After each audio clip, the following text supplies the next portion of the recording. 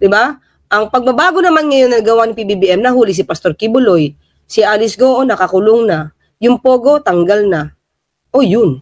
Hindi tinuloy yung gusto nyo. So, kung bakit natin siya binoto. Yes.